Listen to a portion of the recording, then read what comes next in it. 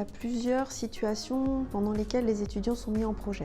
Si on commence par les projets en première année, le premier projet sur matériaux papier va associer des cours classiques, connaissance du papier, de la microscopie et des TP de caractérisation des papiers, avec du coup une immersion des élèves dans quelque chose d'un petit peu plus général et un peu plus large que du TP classique, en leur demandant de prendre un petit peu de recul en mode projet. Ensuite, on retrouve un deuxième projet en première année, donc c'est ce que l'on appelle le projet scientifique. Souvent, ça va être une toute première initiation à la recherche, donc là, ils vont travailler plutôt par groupe de 6-7 élèves sur un sujet souvent amené par des doctorants ou par des enseignants-chercheurs. Donc comme c'est une première initiation, ça reste un sujet cadré, mais on va quand même leur demander de la recherche bibliographique scientifique, des expériences, de l'analyse de résultats et des commentaires, des conclusions, des perspectives possibles. En deuxième année, plusieurs autres projets sont confiés aux élèves, donc on en a un tout premier qui fait vraiment suite au projet de première année sur la physique du papier. Donc on va plus dans le détail et on va essayer de montrer aux élèves au travers ce projet comment on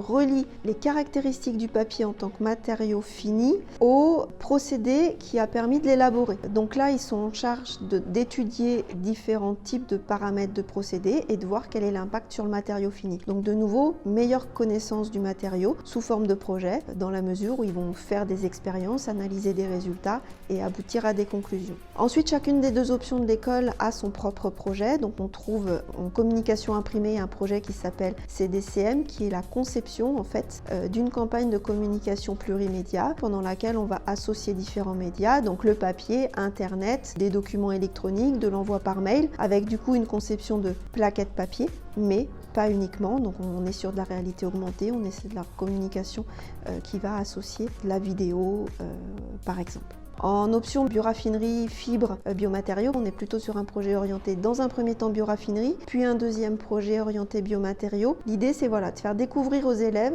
les possibilités à partir d'une fibre de bois ou de bois d'élaborer différents types de matériaux. D'abord en fractionnant la ressource, donc on passe du bois à plein de composés différents, et ensuite ces composés-là en les valorisant, en les intégrant dans différents biomatériaux. Donc forcément on récupère la fibre, on en fait du papier, mais on récupère aussi d'autres types de composés du bois, comme des hémicelluloses, comme la lignine, et on essaye de les valoriser en monomères pour en faire ensuite des polymères, ou en sucre pour en faire ensuite des biocarburants. Au premier semestre de la troisième année, les élèves ingénieurs qui restent à Pagora sont amenés à conduire un projet professionnalisant qui est appelé DEEP et qui veut dire un défi d'équipe d'élèves de Pagora, qui est un projet d'innovation visant à la réalisation d'un prototype, d'un démonstrateur qui permette de répondre aux besoins d'une entreprise. Donc ce projet est relativement efficace pour mettre en scène un vrai projet d'innovation en entreprise et pour permettre aux élèves de travailler sur un projet de ce type-là en équipe pendant leur premier semestre.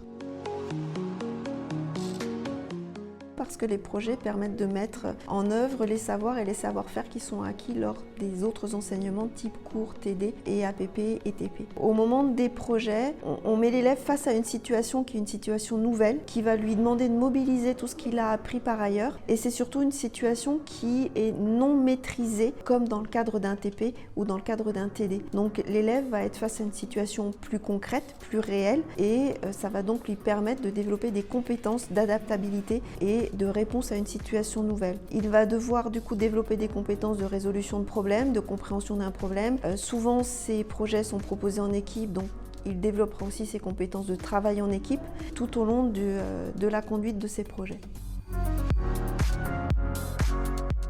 Alors, l'ensemble des projets qui sont conduits par les élèves ingénieurs à Pagora permettent vraiment de renforcer les liens qu'on peut avoir avec les entreprises partenaires. Donc, ces entreprises peuvent nous solliciter pour que l'on propose des projets pédagogiques aux élèves, c'est-à-dire qu'elles ont possibilité de venir nous voir et nous dire, ben voilà, on est confronté à une problématique particulière, quelle serait l'aide que pourrait nous apporter Pagora au travers des stages ou au travers des projets conduits pendant la scolarité. L'intérêt de ces projets en collaboration entre l'école, les élèves et les entreprises est vraiment marqué pour les élèves, puisque eux, ça leur permet aussi de découvrir et de connaître les entreprises. Cet intérêt est aussi marqué pour les entreprises parce que ça leur permet d'avoir des groupes d'élèves qui travaillent sur des sujets et du coup de les sensibiliser à des thématiques, à des problématiques industrielles que l'entreprise peut rencontrer à son quotidien. Et puis, dans le cadre de projets, elle peut très bien aussi découvrir un élève avec lequel elle a envie de travailler de façon plus aboutie et du coup le recruter sur un stage ou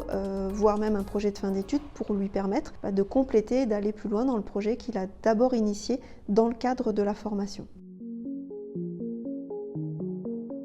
Les projets qui sont conduits au cours de la formation, soit en projet en équipe au sein de la formation, soit en projet professionnalisant dans le cadre d'une entreprise, sont évalués par des rapports et des soutenances orales. Ça permet vraiment de mettre l'élève dans une situation classique d'ingénieur qui conduit à un projet, qui doit présenter le projet à sa responsabilité hiérarchique de façon à ce que le projet puisse être validé ou non et continuer à avancer ou non. Donc on a vraiment la mise en situation professionnelle de l'élève face à la résolution de son problème, à la présentation de son problème sous forme de rapport synthétique, sous forme de rapport détaillé, sous forme de présentation orale. Donc on est vraiment sur un mode de montée en compétences professionnelles pour les étudiants dans le cadre de ces projets.